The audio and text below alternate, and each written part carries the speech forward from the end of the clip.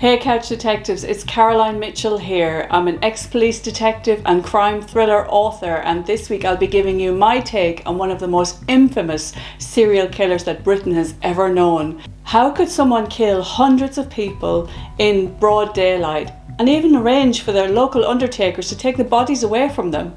Not just that, but also to persuade the families to have cremations so it'll end any forensic traces. Well, that is the case of Harold Shipman, also known as Dr. Death. So stick around to the end, as you won't want to miss this one. Harold Frederick Shipman, also known as Fred, was born on January the 14th in 1946 to a working class family in Nottingham in England. His mum was called Vera, and she was born illegitimate, and she wanted a better life for her son. His dad was a long-distance lorry driver, and Harold was the middle child with two siblings. His elder sister Pauline left school early, and his younger brother Clive was just not the academic sort, so his mom Vera pinned all her hopes on Harold. She wanted a better life for him. She wanted him to study hard, and she monitored him closely as she kept him away from the other kids, ensuring that he spent long hours studying for exams in school so he could better himself.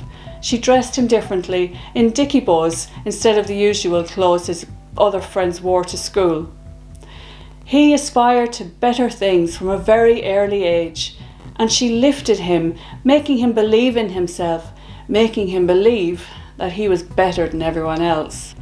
Harold's mum Vera was diagnosed with terminal lung cancer, and she was just 43 years of age.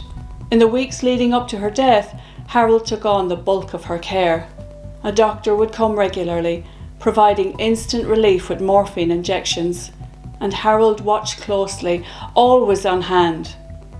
When he went to school, he never mentioned his mum's illness to anyone, even though it hit him really hard.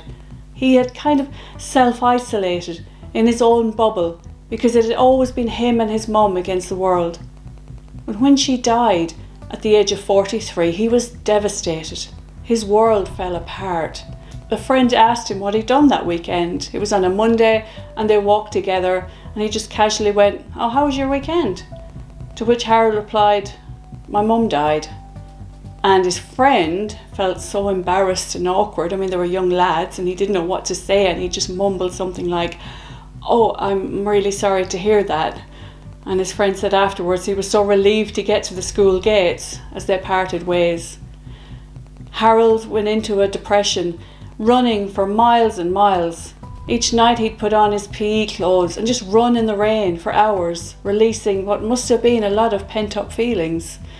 The only other mention of it was when he wore a sash over his school uniform on the day of her funeral. After her death, things changed with Harold, and he decided to become a doctor.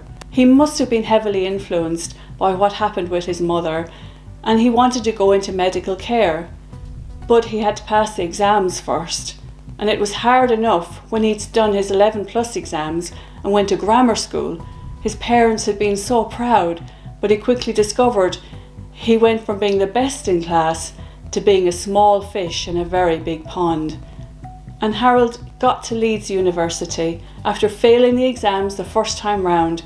He just used that mentality that he'd used in all of his school years, constantly working hard to better himself at the expense of his social life. Harold was great at athletics. He was the captain of the team. But when it came to studying for exams, he really had to put in the work. But he did it, and he got to Leeds University. He met his future wife, Primrose, on a bus. He was 19 and she was just 17, and she was a window dresser in a local shop. Primrose was quiet. She was the daughter of farmers. They were religious and very strict, and they weren't very impressed by Harold. But within 6 months of their meeting, the couple were married. Primrose was 5 months pregnant, and her parents could barely look at her. Primrose was written out of her parents' will, and her relationship with them was always tenuous, and they didn't speak very much. Perhaps Harold was that caring figure who came in and looked after her, a doctor, someone who could be there for her when her parents weren't. which may explain why she was happy to go along with whatever he did. So Harold was working as an intern in Pontefract General Infirmary in West Yorkshire, where he came across who we believe to be his first victim. Her name was Susie Garfitt, and she was just 4 years of age.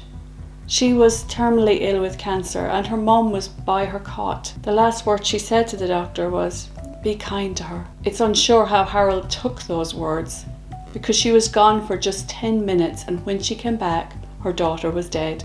And while some people may say it was an act of mercy, it certainly was not.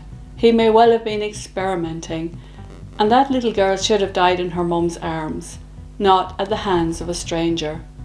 I don't think he had very much remorse for his acts, and it was only later that her mum would find out what really happened that day. So forward on to 1974, and Harold is a dad of 2, and he joins as a GP in Todmorden General Practice in Yorkshire. He seems to go under a metamorphosis here, as he goes from the shy loner to completely integrating himself into the community. Perhaps he knew that was the best way of gaining people's trust. He became involved in local activities, became outgoing and socialising, and he and Primrose were really well liked and embraced by the community, as many asked for him by name. But behind the scenes was a manic worker, someone who refused to delegate, someone who would not allow any of the other staff to even take blood from his patients. He had to be in charge, possibly because he had to cover his tracks. People found him arrogant and hard to work with. But to the general public, he was a lovely man who they had a lot of time for. No one could suspect what he was capable of. So Harold took on more and more workloads and was described as manically working his way through them all. But behind the scenes, he had become addicted to the painkiller pethidine and was forging prescriptions to inject himself. He got so bad that he began to have blackouts, and Primrose used to have to drive him to his appointments. He was diagnosed by a colleague as having epilepsy. But later on, it was discovered that he had been squirreling away pethidine and taking it for himself. He was taking so much drugs that his veins had actually collapsed, and track marks could be seen on his arms.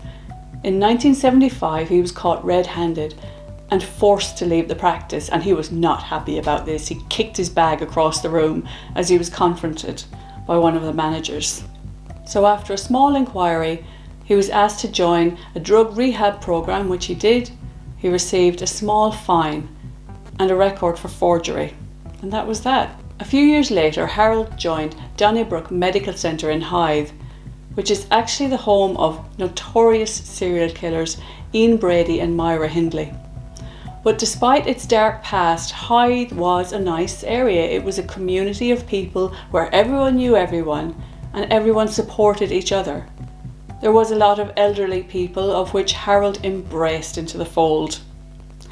And they trusted him as he integrated himself even more into the community. He couldn't do enough for them, and he was their go-to doctor when they needed anything. Like in his previous practice, Harold made a real effort to get to know the community, and people asked for him again by name. He was your go-to doctor if you needed drugs. If you felt a bit depressed or needed a sleeping tablet, he would give you the drugs you need, rather than referring you for counselling or something else. He was happy to dispense any medication that was needed, and he was great at doing home visits, even impromptu ones, to check up on people and see how they were. He was a hard-working doctor who was respected by his colleagues but could be arrogant with junior staff. But he seemed to rule his family with a heavy hand. Sometimes the kids would go into the surgery asking for a lift home and come out in floods of tears. Other times Primrose would ring him saying the kids were hungry, sitting at the table waiting to eat, and what time would he be home, and he would be heard shouting down the phone at them, "Nobody eats until I do." So that gives you an indication of the sort of home life that Primrose had with him. So local undertaker Debbie Bramroff from Massey and Son Undertakers became suspicious of Harold because she thought things were really unusual in that there was a high level of deaths on his watch.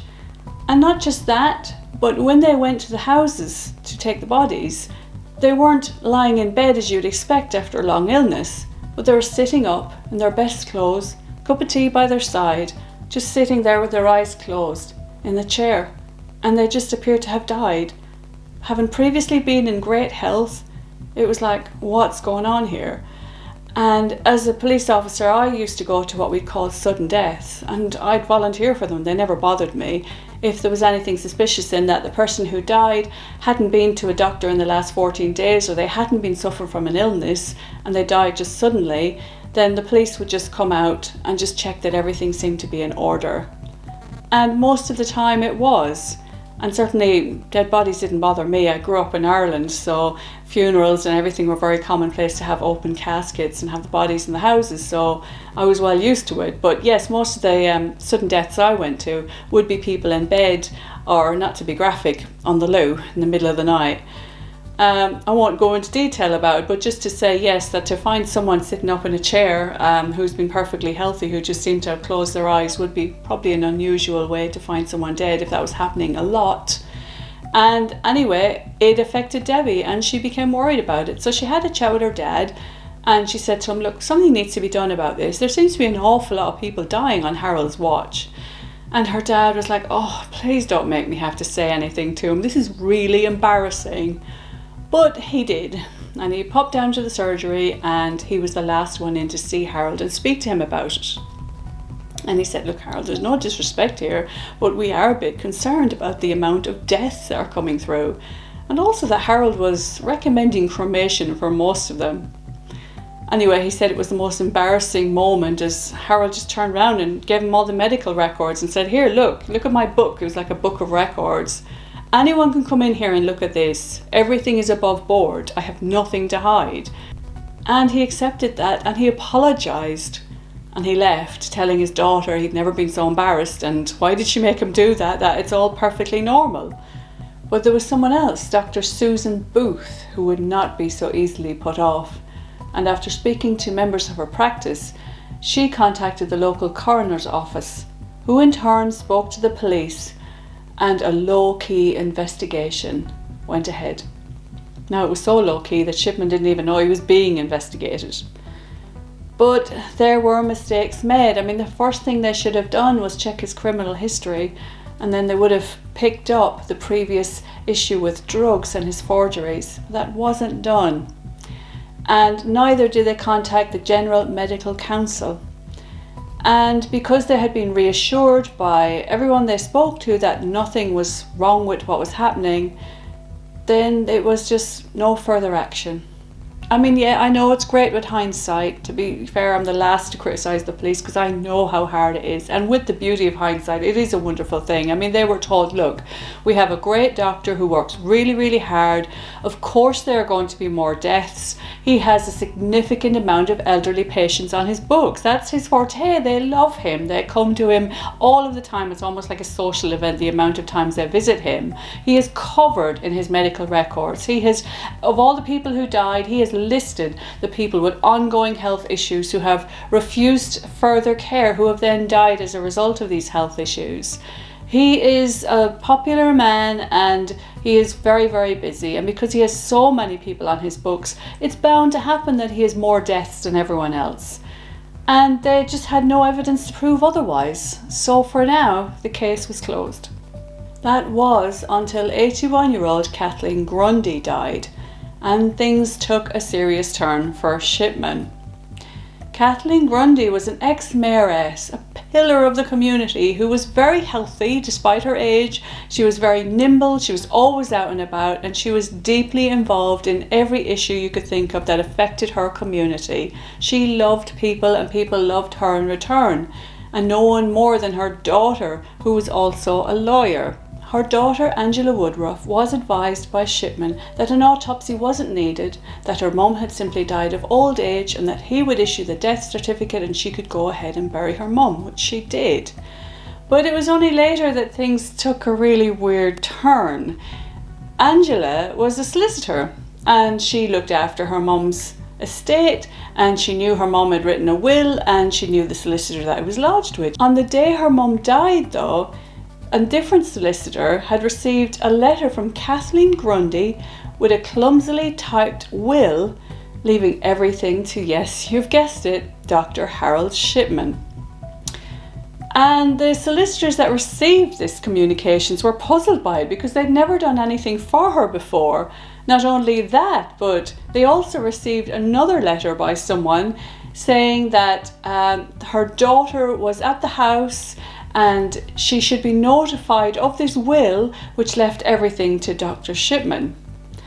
And they did get in touch with her, and Angela was very confused by this, and she looked at the will and instantly, being a solicitor herself, she knew that it was forged. So she alerted the local police, and Detective Superintendent Postles looked at the will and agreed that it was a bad fake. And of course all fingers pointed at Mr. Shipman, and the investigation was opened once more.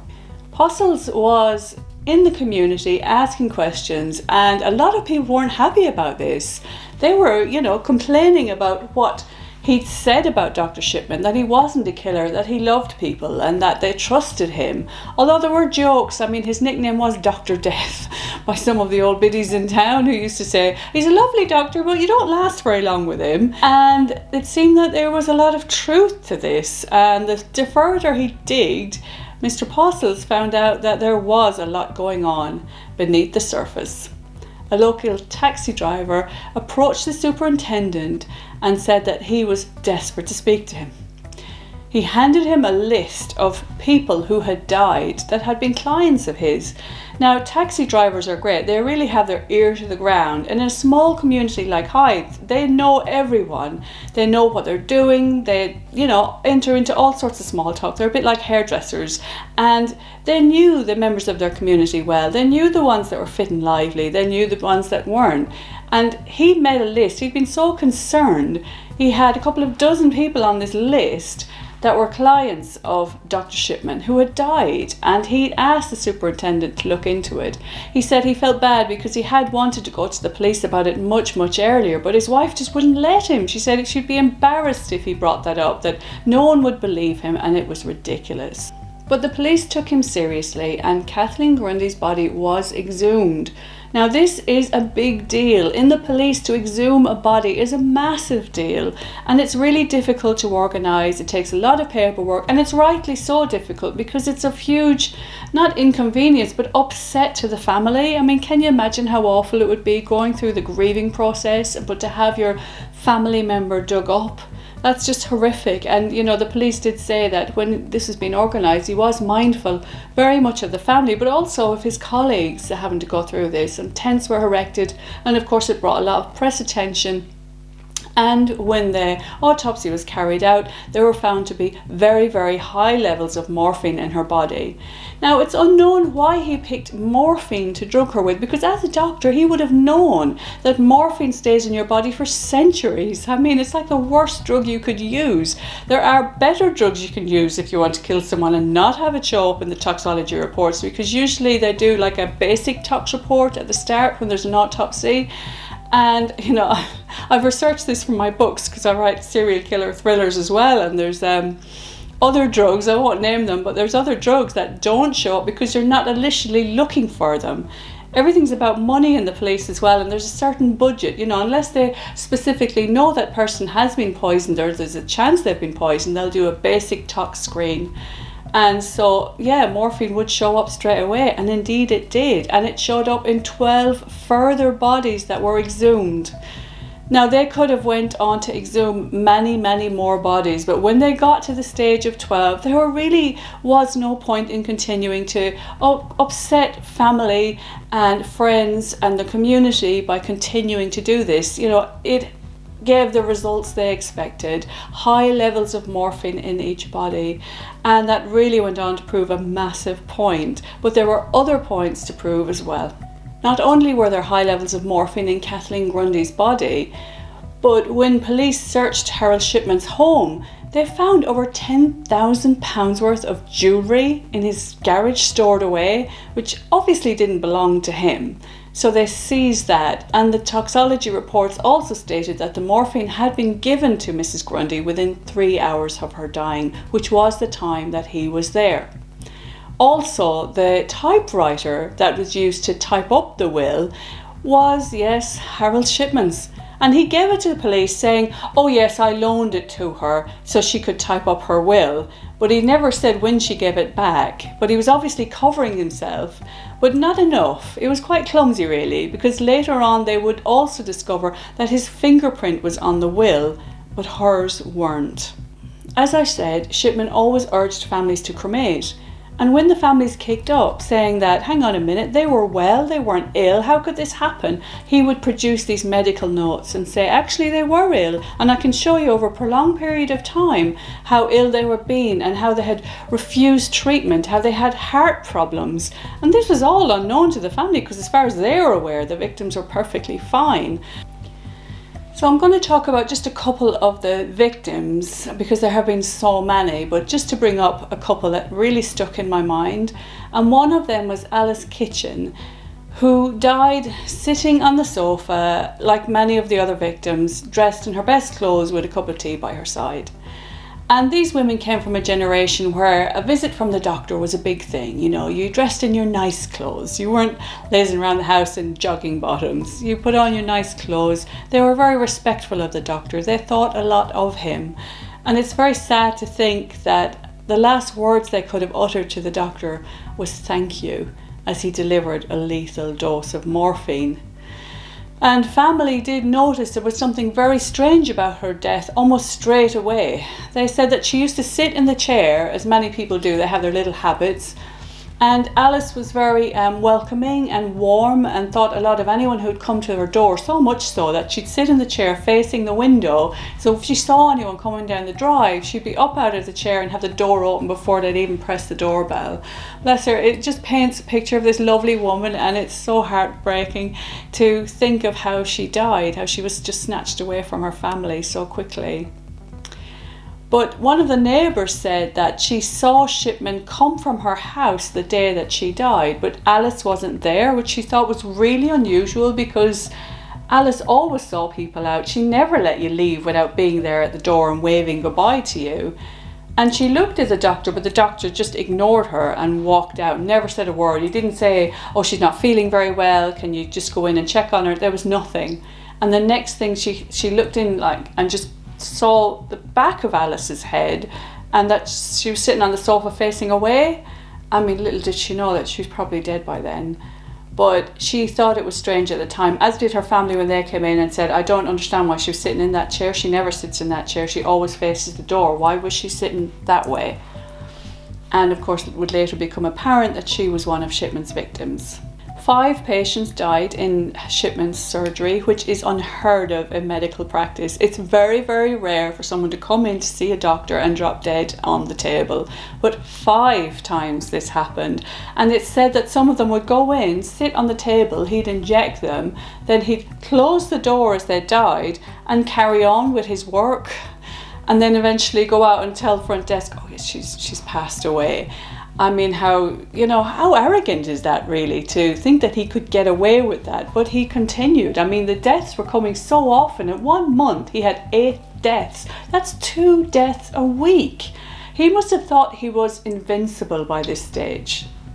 Edith Brady was one of the women who was found dead in the back room. He called in family to say their goodbyes, and they tearfully spent some time with her.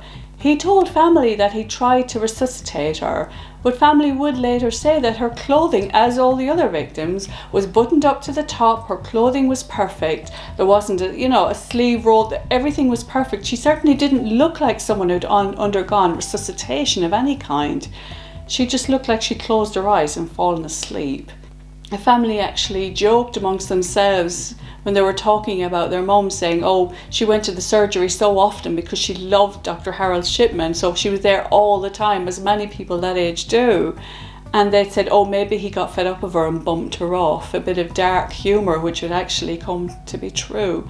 It is said that he claimed one day that he found them to be a drain on the system. Often as well with some of the victims, some money would be emptied from their purse, like maybe they'd gone out and picked up their pension that day and done a little bit of shopping, and where money should have been in the purse, it was gone. And that caused a lot of arguments within families, as they accused each other of taking it, when all along it was Shipman. Bianca Pomfret was just 49, one of the youngest of his victims. She suffered from manic depression and she heavily relied on Shipman, so much to the point that when she was going to move house, she wouldn't for fear that she'd lose Shipman as her doctor. She told her ex-husband once that she mentioned to Dr. Shipman that she had left everything to him in her will because she just found him so invaluable and how he'd helped her with her depression. And her ex-husband said, "Hang on a minute, you should be leaving it to the grandkids, not to some doctor. That's not right." So she changed her will, but she sadly died and was found later to have had a morphine overdose, just like the other victims. Now, whether Harold knew she changed her will and was angry, or he killed her just for the proceeds of her estate, it's not known. Jim King was another of Harold's patients, and it was really strange because he was undergoing chemotherapy, but then it was later discovered that he wasn't actually suffering from cancer as initially thought. Now, the doctors told Shipman several times that he was perfectly all right and to pass on the good news. I mean, how good it is to be misdiagnosed with cancer, I don't know, but Shipman did not pass on the good news, and he provided lots and lots of heavy doses of morphine, which made him really ill. And his dad became suspicious of this, and his dad was also a patient of Harold Shipman's, and when he began asking too many questions, he also died of old age, obviously another morphine overdose. And his son was heartbroken, knowing that his dad had died trying to protect him. And he just said it was so awful that at the time he thought he was suffering from cancer, and his dad died on Christmas Eve. I mean, how heartless is that? But Harold Shipman was not as clever as he thought he was.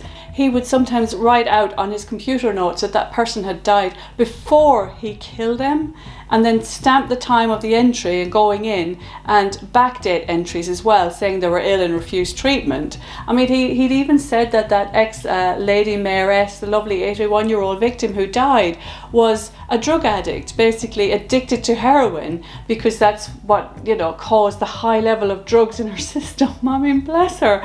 She was not the type to go down scoring drugs, but he had an answer for everything. But technology would catch up with him as the interrogators in the police looked through his computer program. They got the right people on it, the tech team, who discovered that the computer kept a ghost file behind each stamped, each date he'd stamp on it. There was a ghost file behind it of the actual date that it was input, not the date he wrote that it was input. And that was the start of his downfall. Harold was arrested by police, and initially very, very arrogant. He looked down on the police. He looked at them with disdain. As many people who had come into contact with him had said, I mean, earlier one of his school friends said that, once we were with our friends and they were telling a dirty joke and we were all laughing, and I looked round at Harold and he was just looking at them with utter disdain on his face, saying, "Well, you'll grow up one day, I'm sure." And he was very much like that with other people. He thought he was above everyone. And with the police, he was making remarks saying that it should be the chief superintendent dealing with him, not a detective constable. And indeed, it is the job of the detective constable to interview, not higher up. Higher up, they can listen in another room, as they did, I'm sure. But, you might read in novels and films where it's the DI doing an interview, and actually most of the time it's the detective constable, because they're the most up to speed with the good interviewing techniques. I loved interviewing when I was in the police. I really did enjoy it, and it's something I really miss. But anyway, there was some great interviewing techniques here as they reeled Harold in, and they allowed him to become as arrogant as he wanted and tried to get as much information out of him as they could before hitting him with the facts of the computer program, and then he just shut down, as often is the case in these interviews, where if they're in their comfort zone, they'll talk and talk, but if you actually hit them with something that they know they can't wriggle their way out of, they will just shut down. And after that, his solicitor took him into another room for a break, and he just broke down in tears. He wailed. They could hear him wailing throughout the station. And the solicitor said, "Well, I don't think he can be interviewed anymore. I think he's having a mental breakdown." What it wasn't tears for the victims. It was tears for himself. And he, officer said, well, let's have the police doctor to have a look at him and see. And in subsequent interviews, Harold Shipman was so arrogant that he literally turned his back on police. He'd be sitting facing them and he would turn his back on them and fold his arms and look away. And when presented with pictures of the victims, because in police interviews you really have to go into minute details, they can last hours and hours and days, especially when it comes to murder investigations. They can go on forever, and you still have to put things, even though that victim is shut down, you still have to keep putting things to them, because if not, it could come up later in court and they'll say, why didn't you say this? And they'll say, well, I wasn't asked, I wasn't given the opportunity to explain, I wasn't asked. And sometimes they might talk if you hit upon a certain topic, so you really have to go into minute detail in asking each and every question, despite the fact they have shut down. And that is exactly what Harold Shipman did, completely shut down, folded his arms, and to the point of when he was produced with pictures of the victims, he closed his eyes. I mean, that's like childish really, isn't it? He closed his eyes, and it was said by his body language that he actually held his breath. Like a child would do when they're having a tantrum. He actually closed his eyes, stiffened, held his breath until they took the picture away, and you could literally see him breathe again. And then they would produce another picture and he would just like stiffen up. They knew they wouldn't get any more out of him, but they had to go through the process. And it went to CPS, and there was certainly overwhelming forensic evidence against him, and he was charged. So following extensive investigations, Harold Shipman was charged with 15 counts of murder and 1 count of forgery, and the case went to trial because he would give no comment and he would not admit to his involvement in any of the murders. He maintained his defense, and his wife and his family stood by him, and she was there all the time throughout. She never turned her back on him, not once. The prosecution stated that Shipman was not acting in any kind of mercy role because none of the victims were terminally ill. All of the victims were in actually really good health, and it was said that most of the deaths were put down to toxic levels of morphine. He would attend and actually be quite rude to family members. It later came out that he would say to them when they'd literally just lost their loved ones and turned up at the house, and he would be really abrupt, saying it had been a long illness and they hadn't told you because they'd refused all treatment and it was expected, and get them cremated, they don't need an autopsy and I'll fill out the death cert. And the priest who was in attendance actually said to them, hold on a minute now, they've just lost their loved ones, can you give them a second to breathe here? But it was almost just to go there, defend himself and leave. He really didn't give two hoots about the person who had died, and obviously not, he'd killed them. And he was said to have refused a request to revive them, to see if they could call an ambulance. And there was times when he said he'd picked up the phone to call an ambulance, pretended to make the call, then cancelled it saying, oh, it's all right, you don't need to come, they're gone. But there was no such calls made. Obviously all the phone records were checked, and he'd just been lying all along. So the jury did not take to him, and he was found guilty of all 15 counts of murder and obviously of forging the will. And he was given a whole life sentence, which means he will never get out of prison. So he was in Durham prison, and his cellmate said that when he found out that he was found guilty of everything, he went back to his cell, obviously, and he just went crazy and he smashed his cell up. And one of his prison inmates said that he was so scared about sleeping in the same cell as him that he was dreading it so much that this guy was going to kill him in his sleep that he decided to take his own life. And he was revived by Shipman, who actually saved his life.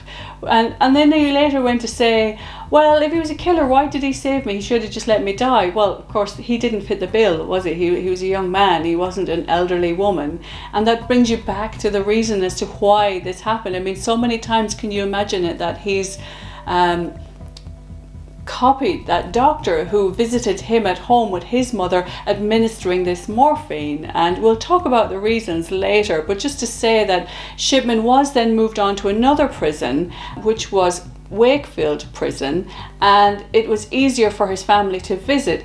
But he was offered to join an initiative which helped people who committed crimes to admit their offence and admit their offending, and he flatly refused. And because of that, all of his privileges were taken away, so he wasn't allowed any communication with Primrose, who had been wholeheartedly visiting him and writing to him and staunchly there in his defence in court, even though he barely looked at her in court. and he wasn't allowed to see her anyway, and he wasn't allowed to communicate, and he went very, very basic care and became really, really depressed. And he took his own life. He hung himself with bed sheets tied around the prison bars. Now, some say he did it as a last final act of love for Primrose, because although he wasn't entitled to a pension because he'd been struck off about time, she was entitled to part of his pension. Now, she had been left penniless and destitute after all the legal bills. Indeed, they didn't even own their own home anymore.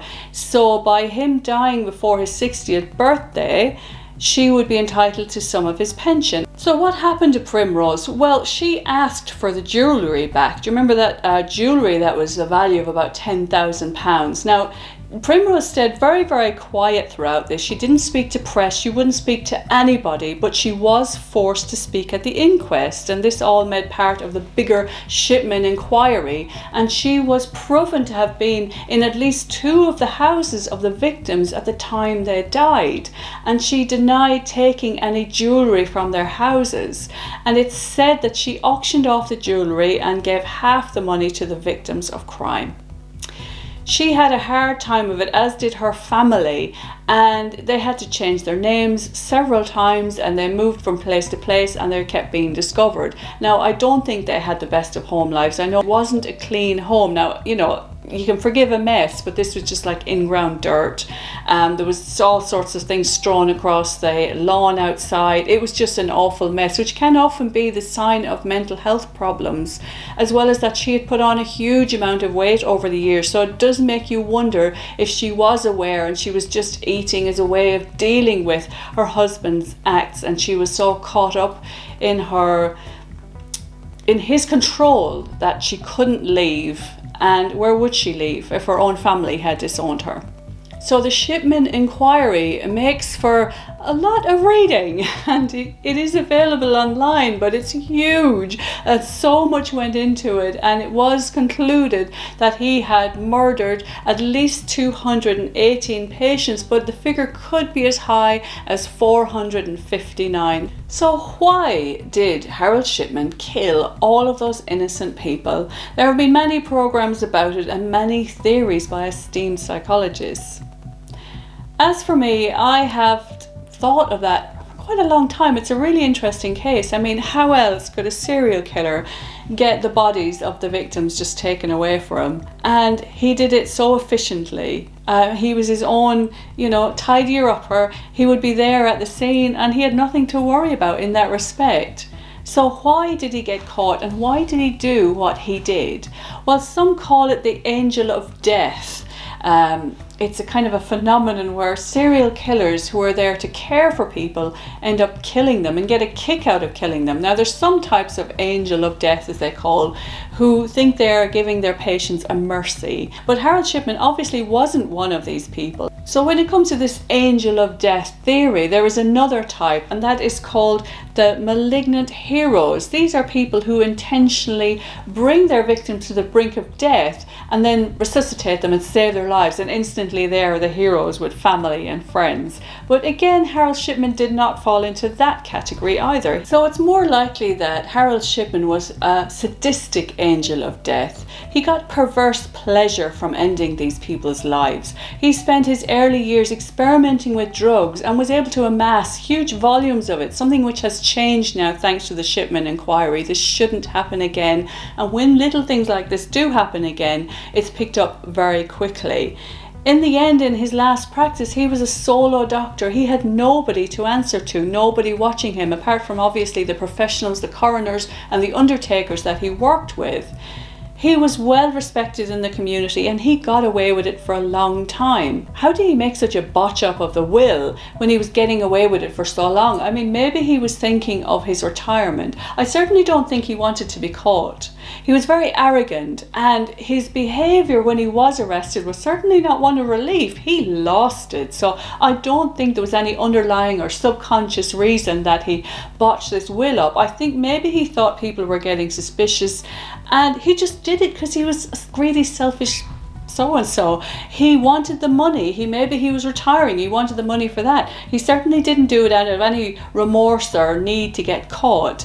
He thought he'd be able to get away with it. He thought he was untouchable. As with many of these people who have these godlike complexes, they think they're above everyone else and everyone below them are just stupid. But he got the shock of his life when the medical reports came back, and obviously the timestamp was one of the main damning things that helped them prosecute him. Unlike many serial killers, angels of death aren't antisocial. They're not brought up in the usual background where they were sexually abused or groomed as children or beaten or treated badly. They haven't been abusing animals. These are kind caregivers which merge so easily into society. I mean, Harold Shipman wore glasses, he wore tweed, he wore corduroy trousers, he went to Christmas parties, he went to New Year's Eve bashes. If someone like your local GP who's known you all your life is capable of killing you, then what does that mean about society? I believe Harold Shipman was profoundly affected by the loss of his mother. That doctor coming to his house ingrained something within him.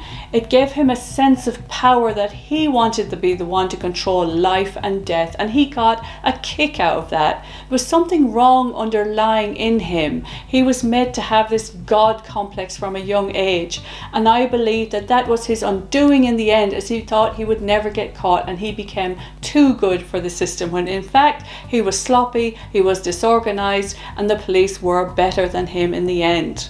So what do you think of this case? Do you think his wife knew what was happening all along, or do you think maybe she was a victim too? Do you think it's a good thing he ended his own life, or were the victims deprived of justice? Well, that's all for me this week. If you have got value out of my videos, I would hugely appreciate a subscribe and a like. Thank you so much for tuning in. I really appreciate it. And don't worry, these tales are unusual, so don't let it keep you awake at night. Until next time, bye bye.